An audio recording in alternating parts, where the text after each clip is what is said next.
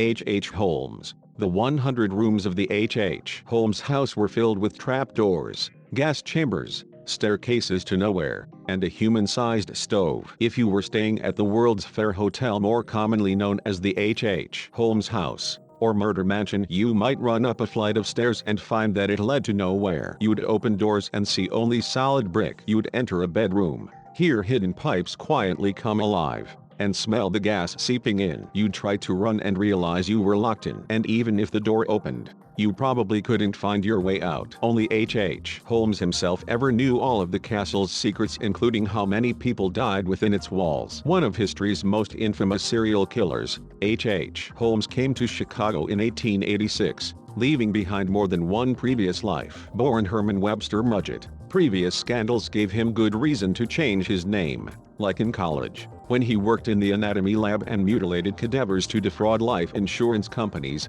when he was the last person to have been seen with a missing little boy in New York, or maybe when he worked as a pharmacist in Philadelphia and a young customer died after taking pills that he had provided. Mudgett skipped town after all of these incidents and eventually became Henry Howard Holmes, who soon after his arrival in the Windy City got a job in a drugstore on 63rd Street, using his knowledge of medicine and his ability to charm everyone he met to secure his position. Holmes was fashionable, bright, and likable.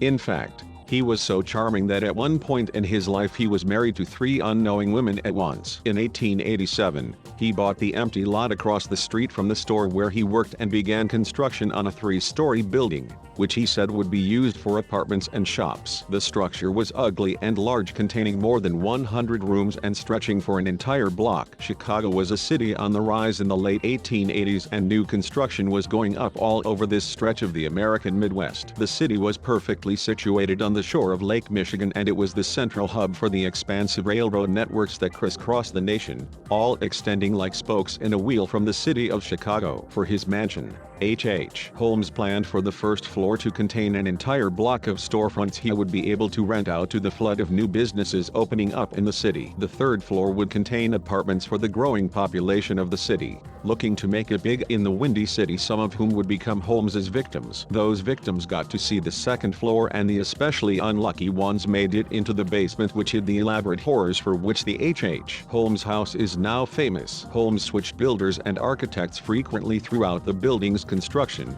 so no one involved was able to realize the gruesome end goal of all the odd parts. The castle was completed in 1892, and by 1894 police would be exploring its winding passages while Holmes sat behind bars. At first, they were confused at what they found. There were hinged walls and false partitions. Some rooms had 5 doors and others had none. Secret, airless chambers hid underneath floorboards, and iron plate-lined walls stifled all sound. Holmes' own apartment had a trapdoor in the bathroom, which opened to reveal a staircase, which led to a windowless cubicle. In the cubicle, there was a large chute that tunneled through to the basement. Spoiler: it wasn't used for dirty laundry. One notable room was lined with gas fixtures. Here, Holmes would seal his victims in, flip a switch in an adjacent room, and wait. Another chute was nearby. All of the doors and some of the steps were connected to an intricate alarm system. Whenever someone stepped into the hall or headed downstairs, a buzzer sounded in Holmes' bedroom. Uncovering Chicago's House of Horrors,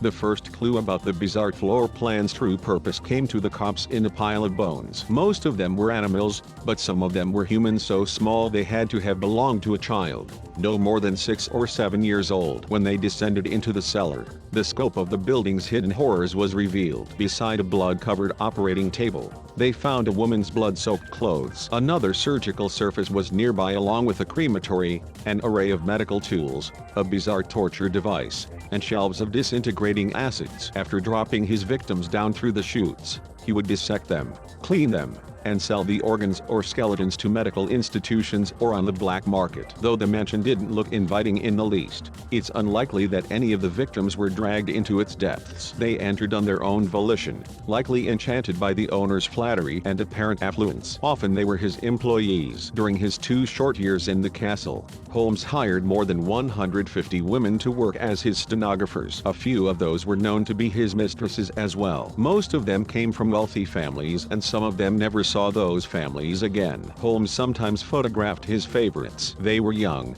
beautiful, and trusting of this gentleman in the big and unfamiliar city. Despite the well-connected women who went missing under his employment, suspicions of murder weren't what eventually led to Holmes' demise. People come and go all the time in a big city, often without notice, so the disappearance of the young women working under Holmes could always be excused as young women moving on or heading back home. Rather, theft and financial schemes gone wrong caused his arrest in Boston on November 17, 1894. After decades of criminal activity, the scale and complexity of which you really need a book to fully grasp, H. H. Holmes was behind bars. While in jail, connections between him and at least one murder were revealed and a pile of financial charges were obscured by the more sinister accusations. Though he boasted of committing at least 27 murders, he gave 3 different confessions while imprisoned, all with contradicting numbers. The true amount of victims was impossible to corroborate because the mansion was specially equipped for Holmes to disintegrate leftover body parts in acid baths or to burn them in a human-sized stove. In one pile of ashes,